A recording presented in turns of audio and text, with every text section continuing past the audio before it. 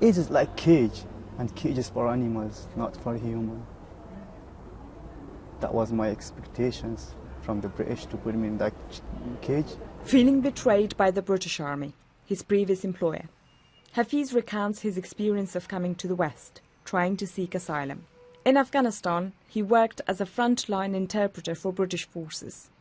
But following their withdrawal in 2014, he was left alone, facing death threats from the Taliban.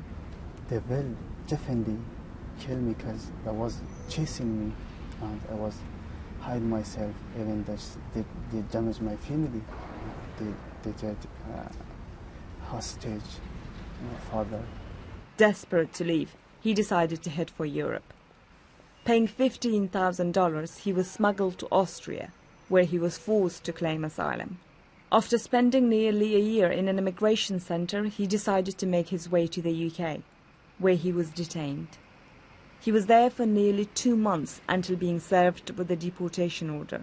The letter did say, yeah, you guys have to go back to Austria, and you have fingerprint in Austria, and your cases has been refused in these countries.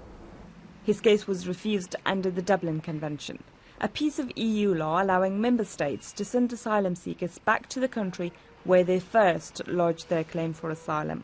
We wrote to the Home Office, but they said they don't comment on individual cases. Hafiz is not the only person to find himself in this situation. In May this year, a fellow interpreter hanged himself after being served with a similar notice. Others who are still in Afghanistan describe the continued ordeal they suffer. When the sun sets in my part of the province, I get anxious that someone will attack me, because they already know my name and that I worked as an interpreter. I worry that someone will come to my house at night. This is Wahid. He worked with the US forces, taking part in some of the most critical missions. But in 2012, the base he was working in was handed over to the Afghan army. He was out of work.